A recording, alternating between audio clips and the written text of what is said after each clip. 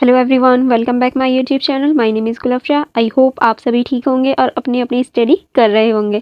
हम लोग BA programme कर रहे हैं। बीए प्रोग्राम का सेमेस्टर 5th है हमारा, और सेमेस्टर 5th में जो हमारी हिस्ट्री की बुक है, हम हिस्ट्री की बुक कर रहे हैं। और ये जो हमारी हिस्ट्री है वो जीई कोर्स के अंतर्गत आती है, जिसमें हमारी बुक का नाम दे रखा है आधुनिक विश्व में जेंडर, और इंग्लिश में इस बुक का नाम दे रखा है gender in the modern world. Okay, जिसमें हम ऑलरेडी यूनिट 1 कवर कर चुके हैं, और यूनिट जो हमारी 2 चल रही है उसका हम पार्ट 2 कवर करने वाले हैं। और अभी तक आपने पार्ट 1 नहीं देखा है तो फटाफट से जाइए और पार्ट 1 देखिए, और यूनिट 1 भी पूरी ज़रूर देखिएगा, और एक प्यारा सा लाइक भी ज़रूर करना। ओके, और अपने फ्रेंड्स के साथ भी शेयर करना मत भूलिएगा। चलिए फिर स्टार्ट करते हैं आज की हमारी वीडियो। आप फटाफट से प्यारा सा लाइक कर दीजिए। ओके, हम लोग देख लेते हैं हमारे जो सेकंड यूनिट है, यूनिट नंबर 2, उसका जो चैप्टर है, चैप्टर का नाम है फ्रांसीसी क्रांति में जेंडर। यानी हम इसमें मेनली जो हमारी फ्रांसीसी क्रांति हुई थी उसके बाद में, और उस टाइम पे जो जेंडर का भेदभाव हो रहा था पुरुष और स्त्री के बीच में, उस सारी चीज़ों को देखने वाले हैं। और हमारा जो फ्रांसीसी क्रांति का दौर था, उस टाइम पे समाज कैसा था, हम इस बारे में चर्चा करने वाले हैं। आई होप आपने अभी तक हमारी वीडियो को लाइक कर दिया होगा और हमारे चैनल को सब्सक्राइब कर दिया होगा फॉर मोर वीडियोस, क्योंकि हमारे चैनल पे ऐसी ही मोर वीडियोस आएंगी। और आप हमारे चैनल पे जीएस एंड जीके भी पढ़ सकते हैं, जो कि आपके फ्यूचर के लिए बहुत इंपॉर्टेंट होगा। क्यों? क्योंकि आफ्टर ग्रेजुएशन एसएससी बहुत सारी वैकेंसीज निकालती है, जिसमें हमारी जीएस एंड जीके बहुत इंपॉर्टेंट होती है किसी भी एग्ज़ाम करने के लिए। तो आई होप आपने जल्दी से सब्सक्राइब कर लिया होगा, ताकि ना तो आप बीए प्रोग्राम की कोई भी चीज़ छोड़ पाएँ, और ना ही जीएस और जीके की कोई भी वीडियो मिस कर पाएँ। चलिए फिर स्टार्ट करते हैं आज की हमारी वीडियो। आज की हमारी वीडियो स्टार्ट होने वाली है 1789 से 1870 तक फ्रांस। यानी हमारे जो 1789 और 1870 तक हमारे जो फ्रांस में जितने भी बदलाव हो रहे थे, जो भी परिवर्तन आ रहे थे, हम मेनली उसके बारे में इस चैप्टर में पढ़ने वाले हैं। यहाँ से हम वही चीज़ें पढ़ेंगे। फ्रांसीसी समाज में 1789 के बाद भी अशांति और क्रांतियाँ देखी गई। महिलाओं ने विशेष रूप से महिलाओं के स्वामित्व वाली पत्रिकाओं और आंदोलन के माध्यम से अपने मांगों को व्यक्त करना शुरू किया। यानी देखिए, 1789 के बाद भी जो फ्रांस था, वहाँ अशांतियाँ फैली हुई थी और क्रांतियाँ हो रही थी, जिसकी वजह से जो महिलाओं के अधिकार थे उनके ऊपर भी चर्चा हो रही थी, और महिलाओं के अधिकारों के लिए पत्रिकाएं भी चलाई गई, जो कि उनको आगे, महिलाओं के जो अधिकार थे उनको आगे ले जाने का काम कर रही थी। ला फेम लीबर इस समय की महिला केंद्रित पत्रिका में से एक थी। यानी ये जो पत्रिका थी द ला फेम लीबर, ये बहुत इंपॉर्टेंट पत्रिका है, जो बहुत इंपॉर्टेंट रोल निभाती है फ्रांस में महिलाओं के अधिकारों के लिए। ला फेम लीबर जर्नल 1832 में शुरू हुआ। यह कामकाजी महिलाओं के एक समूह द्वारा शुरू किया गया है। यानी ये जो पत्रिका थी, ये कामकाजी महिलाओं द्वारा शुरू की गई थी, जो फ्रांसीसी क्रांति, मैरी बोल्टनग्राफ्ट, सेट साइमन और चार्ल्स फोरियर जैसे समाजवादियों के विचारों से प्रेरित थी। इन महिलाओं का मानना था कि महिलाओं का मुद्दा लोगों का मुद्दा है, इसलिए उत्पादन और परिवार दोनों के स्थिति में बदलाव की ज़रूरत है। ला फेम लेबर की मुख्य लेखक, यानी देखिए, इनका मानना था कि जो महिलाओं के मुद्दे होते हैं वो समाज के मुद्दे हैं, इसलिए महिलाओं के मुद्दों को सुनना चाहिए। अब ये जो पत्रिका थी ला फेम, इसके 3 मेनली बहुत ज़्यादा इम्पॉर्टेंट लेखिकाएं हैं। वो कौन कौन सी हैं, चलिए फिर स्टार्ट करते हैं। फर्स्ट है हमारी सुजान बॉयलेकिन, जो समाजवादी दृष्टिकोण की थी। यानी ये इनका जो दृष्टिकोण था वो समाजवादी था। इनका मानना था कि महिलाएं प्यार और सहयोग पर आधारित एक नए युग की एजेंट हैं। यानी महिलाएं जो हैं वो प्यार और सहयोग के साथ काम कर सकती हैं, और समाज में प्यार और सहयोग को बढ़ाने के लिए एक एजेंट के रूप में है। इन्हें इसलिए प्रोत्साहित किया जाना चाहिए। और इन्होंने अपने पति को भी छोड़ दिया था, ठीक है, लेकिन ये फिर भी बहुत इंपॉर्टेंट रोल निभाती हैं। नेक्स्ट है हमारी सेकंड जो है डिजायर वेरेंट, एक मिलेनियर थी। इन्होंने अपने आदर्शों के साथ समानता और स्वतंत्रता के आधार पर वेल्कियम समुदायों के रहने में विश्वास किया। यानी ये इनका मानना था कि महिलाओं को भी समानता और स्वतंत्रता का अधिकार होना चाहिए। और जो हमारी थर्ड वन है वो है जीन डेरोन, एक शिक्षित दर्जी थी, यानी ये स्वशिक्षित दर्जी थी। तीनों महिलाओं ने इस तथ्यों पर जोर दिया कि कामकाजी वर्ग की महिलाओं को परस्पर मुक्ति दी जाए और परिवारों और कारखानों में पुरुष वर्चस्व को समाप्त करने की मांग की। यानी ये जो तीनों महिलाएं हैं, तीनों ही बहुत ज़्यादा इम्पॉर्टेंट रोल निभाती हैं पुरुष वर्चस्व को ख़त्म करने की और पुरुष वर्चस्व को कम करने की मांग को लेकर। ठीक है, अब हम नीचे 3 क्रांतियों के बारे में पढ़ने वाले हैं, जो एक है हमारी 1830 की, 1848 की और 1871 की। इन तीनों क्रांतियों के बारे में चलिए फिर स्टार्ट करते हैं पढ़ना। फर्स्ट हमारा दे रखा है 1830 की क्रांति में चार्ल्स 10 को पेरिस की सड़कों पर हो रहे विद्रोह ने सत्ता से बाहर कर दिया। इस विद्रोह को 1830 जुलाई क्रांति के नाम से जानते हैं। यानी 1830 के जो विद्रोह हुआ था, इसमें जो चार्ल्स 10वें थे उन्हें सत्ता से हटा दिया गया और इसी क्रांति को 1830 जुलाई की क्रांति के नाम से जानते हैं। चार्ल्स को भागने के लिए मजबूर किया गया और लुई फिलिप डी ऑरेलियन ने सत्ता हासिल की। लुई फिलिप ने फ्रांस के राजा के रूप में नहीं बल्कि फ्रांसीसियों के राजा के रूप में शासन किया। यानी ये जो लुई फिलिप थे, ये नेक्स्ट हमारे शासक बने 1830 की क्रांति के बाद, जो कि बहुत इम्पोर्टेंट है। और इन्होंने भी ये ना कि फ्रांस के राजा के रूप में नहीं बल्कि फ्रांसीसियों के राजा के रूप में हासिल किया पद और वहाँ के लोगों की बातों को सुना। ठीक है, अब हमारा नेक्स्ट दे रखा है 1848 की क्रांति ने राजशाही के पतन और द्वितीय गणराज्य के उदय को नहीं देखा। यानी ये अब हमारी जो नेक्स्ट क्रांति हो रही है 1848 के बाद की जो क्रांति है, उसमें द्वितीय गणराज्य का उदय होता है। अब कैसे उदय होता है, चलिए फिर इसको देखते हैं। अब हमारी नेक्स्ट हमारी 1848 की क्रांति एक महत्वपूर्ण मोड़ थी। 1848 की क्रांति के परिणामों ने पूरे यूरोप को प्रभाव डाला। यानी 1848 की जो क्रांति थी, इसने पूरे यूरोप पर प्रभाव डाला। इस क्रांति के परिणाम स्वरूप ऑस्ट्रेलिया और हंगरी के जर्मनी परिसंघ और पेरिशिया में और मिलान, वेनिस, क्यूनियो और इटली के मिलान राज्यों में सत्तावादी शासनों के खिलाफ लोकप्रिय लोकतंत्र विद्रोह छिड़ गए। 1840 के दशक के दौरान आर्थिक मुद्दे और खराब फसल ने असंतोष को बढ़ाने में योगदान दिया। यानी ये जो शुरुआत हो रही थी वो धीरे धीरे छोटे छोटे मुद्दों से हो रही थी। ऐसा नहीं एक साथ बर्डन आ गया, एक साथ बहुत सारा क्रांति हो गई, नहीं, वो धीरे धीरे स्टार्ट हो रही थी। और 1840 के दशक में जब आर्थिक मंदी हुई और फसल बर्बाद हो गई, तो ये भी एक कारण था। फरवरी 1848 में फ्रांसीसी सरकार ने कार्यकर्ताओं द्वारा धन जुटाने वाले रात्रभोजों के आयोजन पर प्रतिबंध लगा दिया। यानी जो कार्यकर्ता थे जो धन जुटाते थे, उन पर प्रतिबंध लगा दिया गया। यह शासन के आलोचक मिलते थे क्योंकि प्रदर्शनों और हड़तालों पर रोक लगाने से वह सार्वजनिक रूप से नहीं मिल सकते थे। यानी वो जो थे वो प्रशासनों के आलोचक मिलते थे, इस वजह से उन पर रोक लगाई गई ताकि जो हड़ताल करने वाले लोग हैं और जो इसके विरोध में हैं वो आपस में ना मिल पाए, इसलिए इन पर रोक लगा दी गई, जो कि एक गलत वे में लिया गया। ये जो आंदोलन था ये और ज़्यादा बढ़ गया। इसके बाद द्वितीय गणतंत्र की घोषणा की गई। इस गणतंत्र ने वयस्क पुरुष मताधिकार की शुरुआत की, फ्रांसीसी उपनिवेश में गुलामी समाप्त कर दिया और लोगों को संप्रभु घोषित किया, जिसमें आदर्श रूप से महिलाओं को भी शामिल किया जाना चाहिए। फ्रांस में क्रांति 45 अलग हिस्सों के वर्षों को एक साथ लाया गया।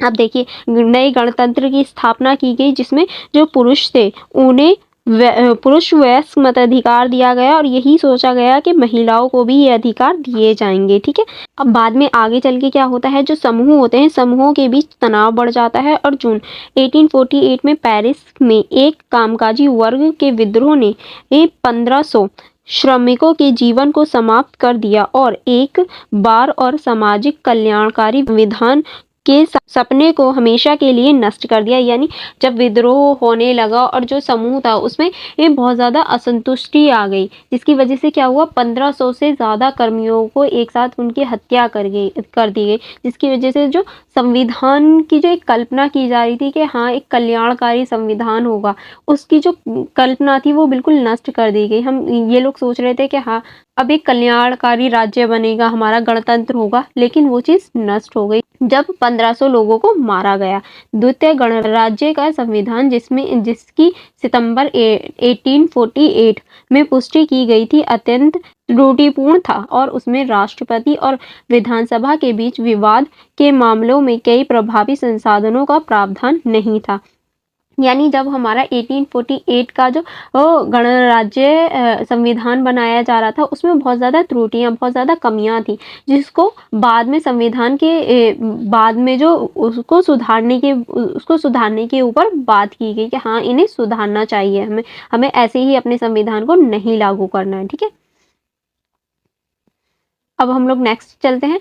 नेक्स्ट अब हमारा दे रखा है 1870 के बाद फ्रांस, यानी 1870 के दशक के बाद फ्रांस कैसा था, क्या फ्रांस में क्या क्या बदलाव आए थे, इस चीज़ को हम देखने वाले हैं कि किस तरह से फ्रांस में नए नए बदलाव आ रहे थे। नेपोलियन तृतीय आया था, कैसे कैसे बदलाव हो रहे थे महिलाओं के जीवन में, इसके बारे में जानने वाले हैं। चलिए फिर स्टार्ट करते हैं।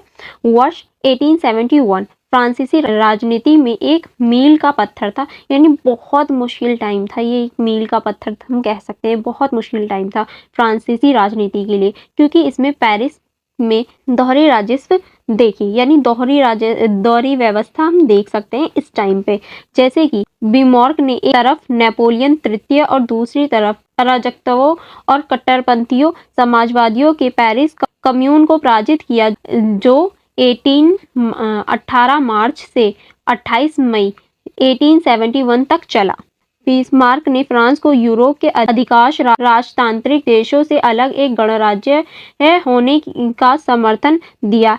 1840 तक फ्रांस में राजपरिवार और रिपब्लिकन के बीच सत्ता के लिए लगातार रंजिश देखा गया, यानी 1840 तक हम देख सकते हैं कि किस तरह से फ्रांस में सत्ता के लिए राजपरिवार जो था उसके बीच में और रिपब्लिकन जो था उसके बीच में सत्ता के लिए संघर्ष हो रहा था, जो कि एक महत्वपूर्ण भूमिका निभाता है 1870 के माहौल को देखने के लिए, वहाँ के समाज को बदलने के लिए।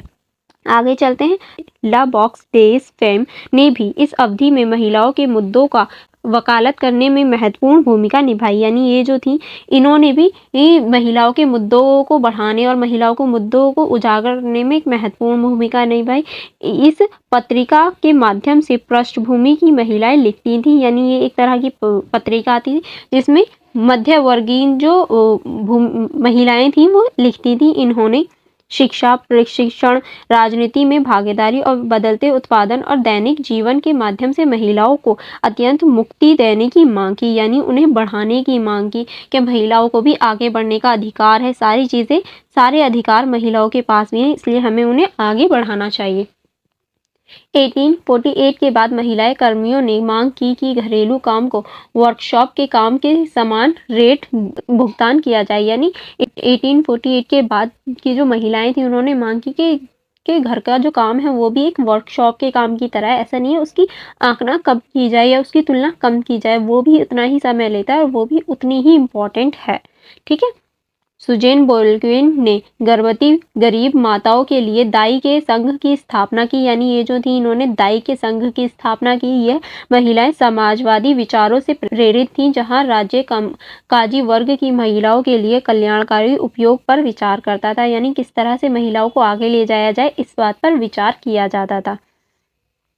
नेक्स्ट है हमारा जून डेरोन, इस समय की एक और नारीवादी कार्यकर्ता थी, ये भी एक नारीवादी कार्यकर्ता थी। वह 1848 में 48 साल की थी। उनके जीवन को लेखन और बैठकों द्वारा परिभाषित किया गया। उनके बच्चों को देखभाल एक दोस्त ने की। उन्होंने पारिवारिक ढांचे में बदलाव की मांग की, यानी जो पारिवारिक ढांचा होता है उसमें इन्होंने परिवार की मांग की और इनका कहना था कि इन्हें घरेलू, राजनीतिक और आर्थिक क्षेत्र के बीच अंतर संबंधित होना चाहिए, यानी इन्हें भागीदार बनाना चाहिए। और जो एक समाजवादी थे पीरे जैसिफ गवर्नर, इनके विचारों का इन्होंने विरोध किया, क्योंकि इनका मानना था कि राजनीति जो है वो महिलाओं के लिए नहीं है और इनका मानना था ये जो महिला हैं इनका मानना था कि महिलाओं को राजनीति में प्रवेश की आवश्यकता है और उन्हें ऐसे कानून बनाने चाहिए जो नारियों के लिए हों और नारियों को आगे बढ़ाने की वो बात करें। इसलिए इन नारियों को कानून में जाने की और कानून में थोड़ी से संशोधन की आवश्यकता है। ला पॉलिटिक, जैज़, फेम्स महिलाओं के मुद्दों को व्यक्त करने के लिए एक महत्वपूर्ण मंच था जहां महिलाओं के मुद्दों को रखा जाता था। यह है 1848 में डेसिरी गे द्वारा संगठित किया गया, यानी ये जो मंच है वो डेसिरी गे द्वारा आयोजित किया गया था। इसमें कामकाजी वर्ग की महिलाओं की विशेष चेतना को उजागर किया गया। समाजवादी और राजनीतिक हार से आर्थिक तंगी और महिलाओं की पारंगतता बढ़ गई। वह अभी भी महिलाओं के अनुभवों को मूल्यांकन मानते थे, यानी महिलाओं के अनुभवों को मूल्यांकन मानने लगे और जो महिलाओं की स्थिति थी उसमें सुधार की आवश्यकता की इन्होंने मांग की। अब हमारा नेक्स्ट दे रखा है जीन डोरेन। अब इनके बारे में पढ़ते हैं। ये कौन थी? इनका ये जो कार्यकाल दे रखा है, मतलब टाइमिंग है इनकी 1805 से 1894 तक है। जीन डोरेन एक फ्रांसीसी समाजवादी नारीवादी थी, यानी एक नारीवादी विचारधारा से संबंधित थी जो 1848 की क्रांति में प्रमुख थी, यानी इन्होंने इस क्रांति में बहुत महत्वपूर्ण भूमिका निभाई। ये फ्रांस में पहली महिला थी जो राष्ट्रीय कार्यकाल के लिए प्रयास कर रही थी, यानी ये फ्रांस में पहली महिलाएं थी जो राष्ट्रीय कार्यकाल के लिए महिलाओं के लिए प्रयास कर रही थी। वह 1830 के दशक की शुरुआत में सेंट सिमोनियोनिस के साथ हो गई। उन्होंने 1840 के दशक में गरीबी बच्चों के लिए एक स्कूल का आयोजन किया, यानी इन्होंने 1840 के दशक में गरीब बच्चों के लिए स्कूल भी खोला। 1848 की क्रांति के दौरान उन्होंने कई क्लब की और महिलाओं को श्रमिकों के अधिकारों को बढ़ावा देने के लिए दैनिक, साप्ताहिक और मासिक पत्रिकाओं की स्थापना की, यानी ये साप्ताहिक और मासिक पत्रिकाएं भी लिखती थी जो कि महिलाओं, जो श्रमिक महिलाएं होती हैं उनके अधिकारों पर आधारित होती थी। वह विधानसभा के लिए भी खड़ी हुई और 1849 में union of veteran association of workers की स्थापना हुई, यानी ये विधानसभा के लिए भी लड़ी। और 1850 में उन्होंने गिरफ्तार कर लिया गया, यानी उन्हें 1850 में गिरफ्तार कर लिया गया और शोषण के लिए सजा सुना दी गई। लेकिन 1851 में उन्हें रिहा कर दिया गया और 52 में उन्हें इंग्लैंड छोड़ के जाने में या भाग जाने के लिए मजबूर किया गया ताकि वो चली जाए। उन्होंने 1852 और 1854 तक अल्पमांच डैश फेम्स प्रकाशित किया। उन्होंने 1850 के दशक से 1880 के दशक तक नारीवादी और समाजवादी नेता के साथ कई बार काम किया, यानी ये अब नारीवाद के साथ जुड़ चुकी थी। ठीक है, और नारीवाद मैं आपको ऑलरेडी बता चुकी हूँ कि नारीवाद क्या होता है और ये क्यों इम्पोर्टेंट है। आई होप आपको इनके बारे में ये सारी चीज़ें समझ में आ गई होंगी। चलिए फिर हम लोग आगे बढ़ते हैं। अब आगे हमारा दे रखा है डेसिरी गे, जिनका टाइम माना जाता है 1810 से 1891 तक। ठीक है, चलिए अब इनको पढ़ना स्टार्ट करते हैं। डेसरीन गे का मानना था कि महिलाओं की स्वतंत्रता अन्य सभी सामाजिक सवालों से पहले आनी चाहिए, यानी महिलाओं की जो स्वतंत्रता है वो और किसी भी सामाजिक सवाल या सामाजिक चीज़ों से पहले महिलाओं की स्वतंत्रता आनी चाहिए और उनके बिना सभी जीत व्यर्थ हैं, यानी अगर महिलाओं को स्वतंत्रता ना दी जाए तो सारी जीत जो है वो बेकार हैं। पहले महिलाओं की स्वतंत्रता की आवश्यकता है।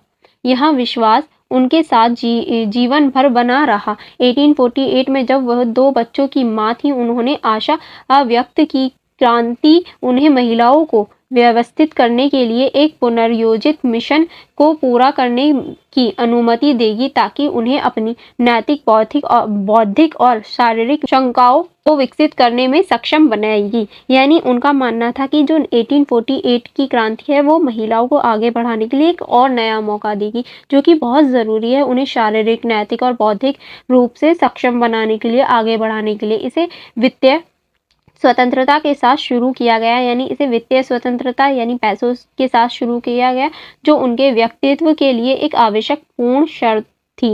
1832 में खुद को आज़ाद करने के बाद उन्होंने 1848 में निर्भरता को समाप्त करने के लिए दूसरों की मदद करने की कोशिश की, यानी जो हमारी निर्भरता होती है उसको समाप्त करने के लिए इन्होंने प्रयास किया। जैसे कि हम पुरुषों पर निर्भर होते हैं, वो कमाएंगे तभी महिला कुछ करेंगी, क्योंकि आर्थिक रूप से ही तो निर्भर होती है मोस्टली महिलाएं, तो उसको खत्म करने के लिए भी इन्होंने दूसरों की मदद की।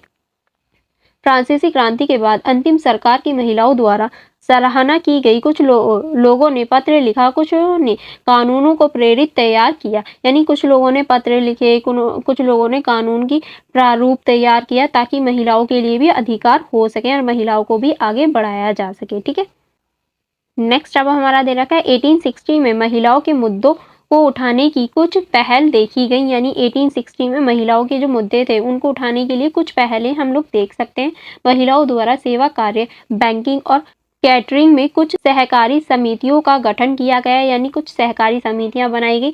और 1866 में भी फ्रांसीसी श्रम आंदोलन का अभी भी यह मानना था कि एक औरत की असली जगह घर है, यानी देखिए 1866 में भी फ्रांसीसी श्रम का जो आंदोलन था उनका ये मानना था कि एक औरत की जो जगह है वो सिर्फ उसका घर है, ना कि समाज। ओके, 1869 में महिलाओं के अधिकारों के लिए एक एसोसिएशन का गठन हुआ, यानी 1869 में एक एसोसिएशन का गठन हुआ जो महिलाओं के अधिकारों पर बात करती थी। उन्होंने महिलाओं के लिए नागरिक अधिकार, काम का अधिकार, समान काम के लिए समान वेतन और माध्यमिक और उच्च शिक्षा तक पहुंच की मांग की। यानी ये जो एसोसिएशन बनाया गया था, इस एसोसिएशन ने महिलाओं के लिए नागरिक अधिकार, काम का अधिकार, समान काम के लिए समान वेतन का अधिकार, माध्यमिक और उच्च शिक्षा देने का अधिकार, ये सारे अधिकार और ये सारी पहुंचों के लिए इन्होंने मांग उठाई। आंद्रे लियो, ये एक व्यक्ति हैं, ने इस तथ्य पर प्रकाश डाला कि भाषा पितृसत्तात्मक है। पुरुषों राजनीतिक बहस में महिलाओं परिभाषित करते हैं। वह काम के क्षेत्र में, घर के क्षेत्र में पर एक साथ महिलाओं को जुल्म को खत्म करना चाहते थे। यानी ये जो थे ये महिलाओं के साथ जो जुल्म होते हैं पितृसत्ता के नाम पर, जो पितृसत्ता की परिभाषा के नाम पर, चाहे वो घर पर हो चाहे वो समाज में हो, सबको एक साथ खत्म करना चाहते थे कि नहीं, महिलाओं को भी समान अधिकार होना चाहिए और महिलाओं को भी समान मानव मानना चाहिए। ऐसा नहीं है उनको कम आंकना चाहिए या फिर उनको सिर्फ घर में रहने की अनुमति होनी चाहिए। नहीं, जो पुरुष कर सकते हैं वही कार्य करने की अनुमति महिलाओं को भी होनी चाहिए, ताकि वो अपनी स्वतंत्रता को बढ़ा सकें और अपने भविष्य को सुधार सकें और अपनी आने वाली पीढ़ी को भी सुधार सकें। आई होप आपको अभी तक सारी चीज़ें समझ में आई होंगी। अगर कोई डाउट हो तो आप जल्दी से कमेंट बॉक्स में पूछ लीजिएगा। ओके, और एक प्यारा सा लाइक भी ज़रूर करना और अपनी फ्रेंड्स के साथ भी शेयर ज़रूर करना। ओके, चलिए फिर आगे बढ़ते हैं। आगे अब हमारा दे रखा है आंद्रे लियो। ये अब कुछ व्यक्तियों के बारे में दे रखा है जो बहुत महत्वपूर्ण इंपॉर्टेंट भूमिका निभाते हैं। चलिए फिर इनके बारे में पढ़ते हैं।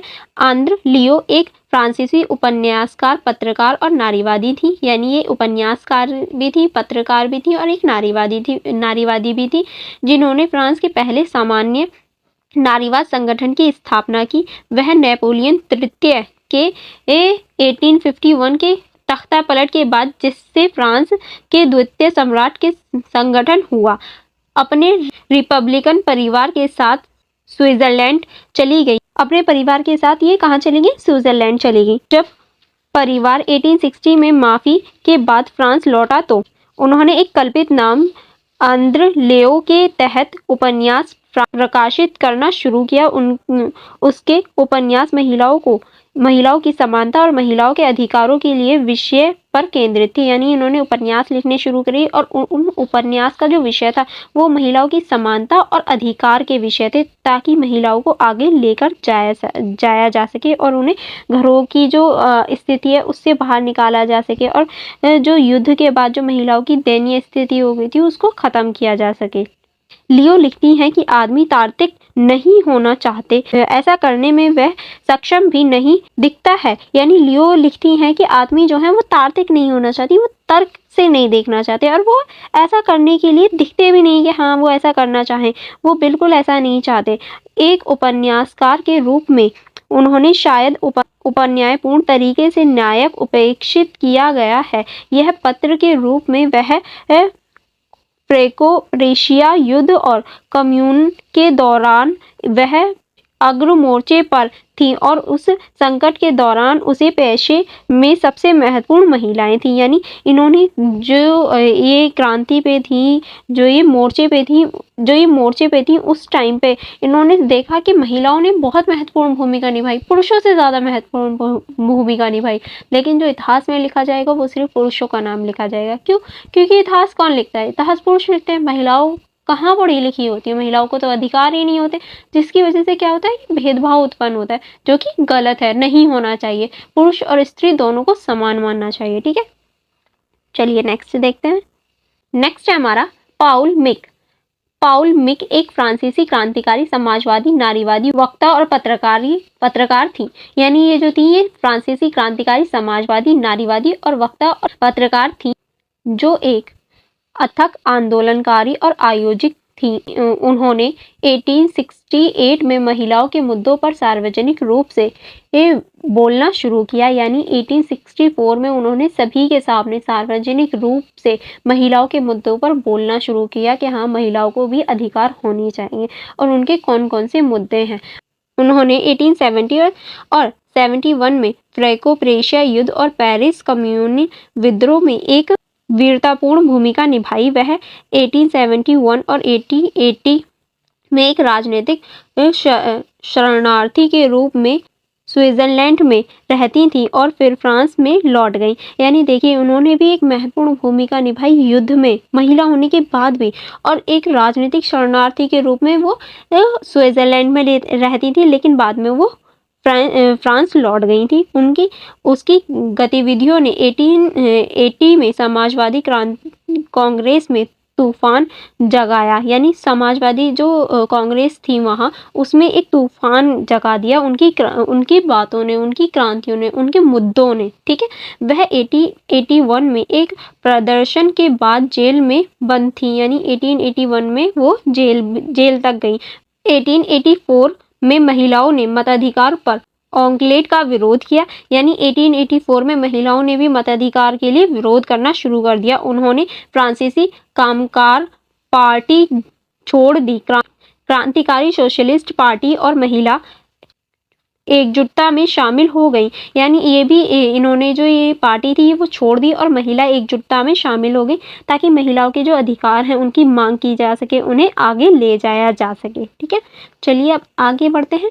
आगे अब हमारा यहाँ चैप्टर फिनिश हो जाता है। यहाँ हमारा आता है निष्कर्ष, जो कि हम मेनली जो पूरे चैप्टर में पढ़ चुके हैं वही हम लोग यहाँ देखने वाले हैं निष्कर्ष में। तो मैं आपको शो करवा देती हूँ, अगर आप चाहें तो इसको पढ़ लीजिएगा, अदरवाइज कोई प्रॉब्लम नहीं होगी आपको। ओके, चलिए फिर मैं आपको शो करवा देती हूँ फटाफट से, आप इसको देख लीजिए। वैसे भी पूरी आपकी जो बुक है इसमें हम लैंगिक भेदभाव, जो हमारे लिंग के आधार पर मताधिकार, लिंग के आधार पर जो भेदभाव होते हैं स्त्री और पुरुष के बीच में, और स्त्रियों को जो अधिकार नहीं दिए गए हैं उनके बारे में ही हम पूरे बुक में पढ़ने वाले हैं। तो आपको ये सारे चैप्टर अच्छे से पढ़ने होंगे ताकि आप हर चैप्टर को रिलेट कर पाएँ।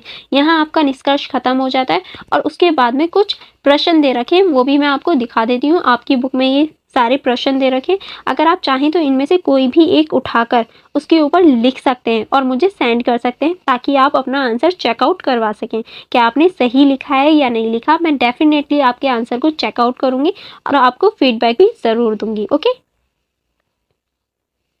नेक्स्ट अब हमारे लघु प्रश्न दे रखे हैं और कुछ आपको पॉइंट्स के आंसर भी दे रखे हैं। ओके, यहाँ आपका मेनली पूरा चैप्टर हो जाता है ख़त्म। आई होप आपको ये वीडियो अच्छी लगी होगी। अगर आपको ये वीडियो अच्छी लगी और थोड़ी सी भी हेल्पफुल लगी हो तो प्लीज़ वीडियो को लाइक करना और मेरे चैनल को सब्सक्राइब करना मत भूलिएगा, क्योंकि मेरे चैनल पर ऐसी ही मोर वीडियोस आपको देखने को मिलेंगी। और हाँ, बेल आइकन को प्रेस करना मत भूलिएगा, वरना आपको नोटिफिकेशन नहीं मिलेगी और फिर आप पीछे रह जाओगे। तो उसके लिए आपको बेल आइकन को भी प्रेस करना होगा, ताकि सबसे पहले आपको नोटिफिकेशन मिले और आप मेरी कोई भी वीडियो मिस नहीं कर पाएंगे। चलिए फिर आप लोग अपने फ्रेंड्स के साथ भी ज़रूर शेयर करना। ओके, चलिए फिर करते हैं इस वीडियो को bye bye. Thank you for watching everyone.